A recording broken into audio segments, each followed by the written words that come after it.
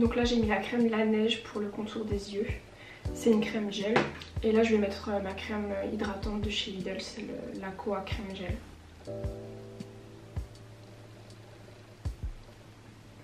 Et pour les lèvres je vais mettre la... C'est quoi? C'est une huile de chez NYX, une huile pour les lèvres.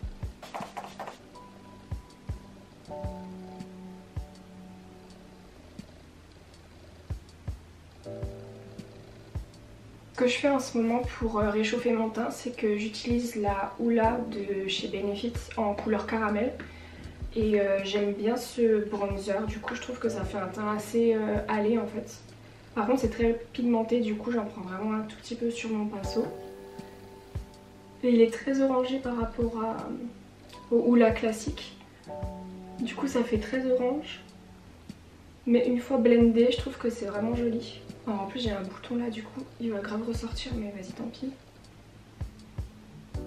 Je vais utiliser mon bronzer en tant que blush. Du coup au lieu de le mettre juste dans le creux de mes joues, je l'étale un petit peu plus sur mes joues, là où je mettrais normalement le blush. Et du coup je trouve que ça fait un teint plus bronzé, comme si on avait pris le soleil. Ce que je vais faire aussi c'est mettre un petit peu de blush sur mon nez. Donc ce que je fais c'est que quand je l'applique sur mes joues, je passe vite fait sur mon nez pour faire un effet un peu coup de soleil. Pour mes lèvres, je vais appliquer le crayon à lèvres de chez NYX, c'est le Nude Truffle. Je vais rajouter aussi un petit peu la teinte café, toujours de chez NYX. Donc une fois que j'ai rempli mes lèvres avec les deux crayons, je vais mettre un rouge à lèvres. Celui-ci c'est un matte lipstick, toujours de chez NYX. Et c'est la teinte Dainty Days. C'est un nude très clair.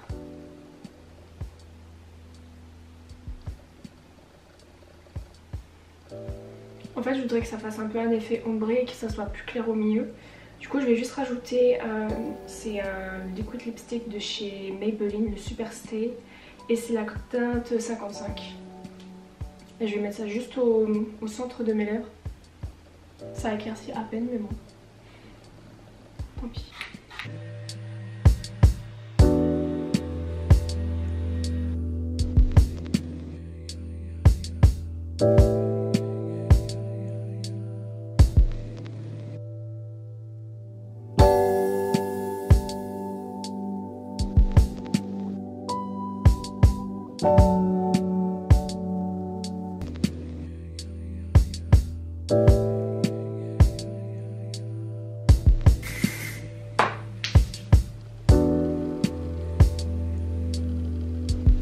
Ce que je fais pour éviter d'avoir des petits cheveux qui repiquent au-dessus de la tête, c'est que je prends ma main et en fait je prends mon spray fixateur, j'en spray sur ma main, je vais vite l'étaler et je l'applique sur mes racines en fait, pour avoir un effet bien plaqué en fait. C'est une des seules techniques que j'ai trouvées, parce que vu que j'ai les cheveux qui graissent assez vite, si je mets des crèmes ou quoi à la racine, du coup mes cheveux font gras de suite, du coup j'aime pas trop. Donc c'est la seule technique que j'ai trouvée pour minimiser les petits cheveux qui rebiquent au-dessus. Et ensuite je mets un petit peu d'huile sur mes pointes, du coup c'est une huile de chez Garnier. C'est pas les meilleurs niveau compo, c'en est une que j'avais acheté quand j'étais en Angleterre. Et vu que j'ai que ça, j'essaie de la terminer. Déjà je me suis acheté ce petit gilet avec plein de petites fleurs brodées dessus. Et j'ai pris le haut qui va avec. Du coup c'est une couleur un peu vert clair, vert pastel, qui est trop jolie, j'aime trop. Ensuite je me suis acheté plein de petits hauts avec les bretelles spaghetti. C'est censé être un petit peu court, pas trop mais c'est pas non plus super long. Donc là je l'ai pris en mauve et je crois que j'ai pris toutes les couleurs parce que vraiment je trouve ça trop beau en été. Donc je l'ai pris en mauve, en blanc, en noir. Noir et blanc c'est des basiques. Et en bleu ciel. Super beau. Ensuite je me suis pris un haut comme ça aussi, un peu crop top. Et cette fois-ci c'est en turquoise, c'est une trop belle couleur. Pareil aussi pour l'été, avec un joli bronzage, c'est magnifique. Et enfin j'ai pris un haut vert, un petit peu le même vert que le haut que j'ai aujourd'hui avec le gilet. C'est le même vert. Et du coup ça c'est un haut beaucoup plus long avec un col un petit peu ovale comme ça. Très joli. Et ça par contre c'est une matière un petit peu plus épaisse que les autres hauts. Je me suis aussi pris ce petit haut comme ça, un petit peu bouffant. Il est super joli. En fait sur le site la mannequin le portait avec le pantalon noir ou le pantalon beige que j'ai là. Et du coup j'ai trop eu envie en fait de le prendre parce que ça rendait trop beau. Et ça je l'ai pris aussi en S. Ensuite je me suis aussi pris un pantalon noir, c'est un peu un legging. Et en fait vous avez le bas qui est fendu comme ça. Et c'est trop beau, du coup c'est grave la mode en ce moment des pantalons très longs qui tombent sur la chaussure. Je l'aime trop. Par contre celui-là j'ai dû le renvoyer parce que j'avais pris en ma taille normale, donc le M. Sauf qu'en fait sa taille super petit, genre le M j'arrivais pas du tout à le passer. Donc je l'ai échangé contre un L. Donc si vous voulez le commander, prenez une taille au-dessus. Comme ça au moins vous êtes sûr de pouvoir le mettre. Parce que vraiment en fait on dirait qu'il est extensible parce que c'est un legging, mais en fait la matière elle est quand même assez rigide. Et vraiment le M j'arrivais vraiment pas à le passer, c'était vraiment pas possible. Donc voilà. J'ai aussi pris ce pantalon noir long et effet large. Il est super beau. Ça fait un peu un effet pantalon de smoking d'homme. Parce qu'il est quand même assez large mais il est cintré à la taille. Pour la taille, celui-là je vous recommande de tailler une taille en bas en fait. Parce que moi je l'avais commandé en M et il était beaucoup trop large. Et il faisait vraiment trop large en fait.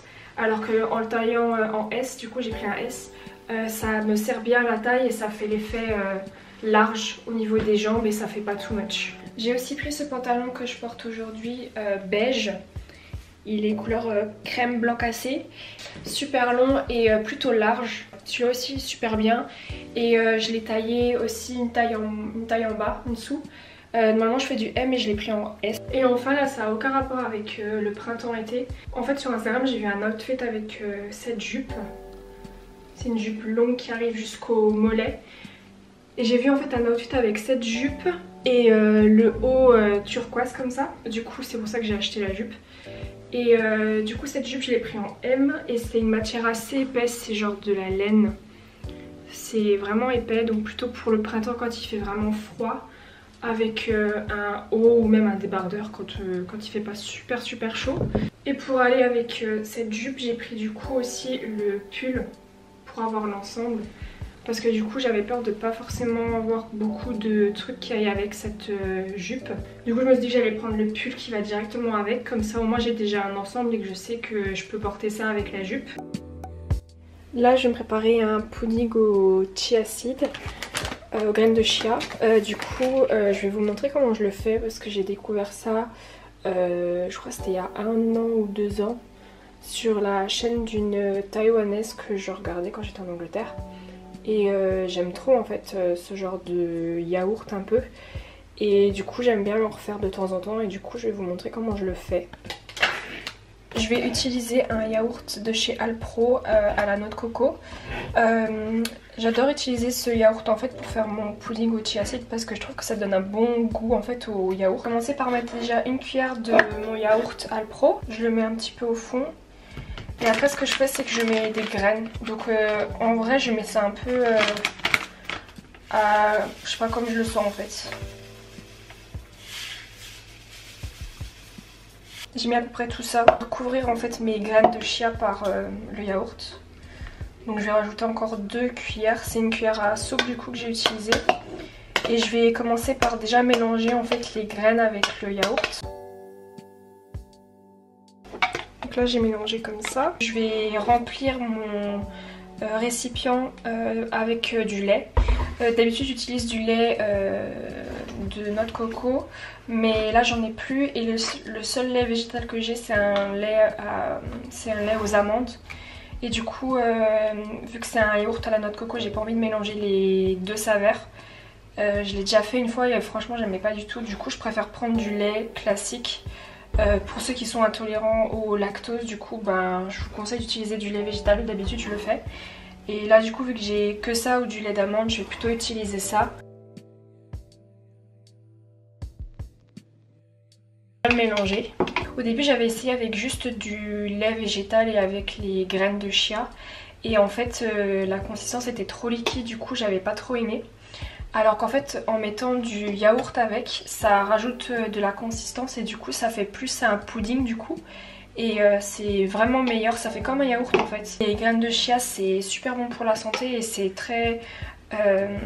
ça remplit bien en fait, genre le matin quand vous allez à l'école et tout. Je sais qu'il y en a qui font des flocons d'avoine, moi c'est ce que je faisais avec du lait et puis ça permet de bien se remplir l'estomac avant de partir en cours ou au travail. Et du coup en fait ça c'est à peu près la même chose dans le sens où ça va aussi bien vous nourrir et puis vous donner la sensation d'avoir le ventre plein en fait. Et je le mange généralement avec des céréales, soit du muesli et avec des fruits. C'est super bon et ça cale vraiment beaucoup donc j'aime trop. Et après une fois que j'ai bien mélangé, je vais laisser au frigo jusqu'à demain matin et je vais checker la consistance. Moi j'aime bien quand c'est assez consistant et que ça fait comme un yaourt, pas quand c'est tout liquide comme ça. Et même si le lendemain vous trouvez que la consistance n'est pas encore assez épaisse selon vos goûts, moi j'hésite pas à rajouter des graines et à bien mélanger, à relaisser poser au frigo.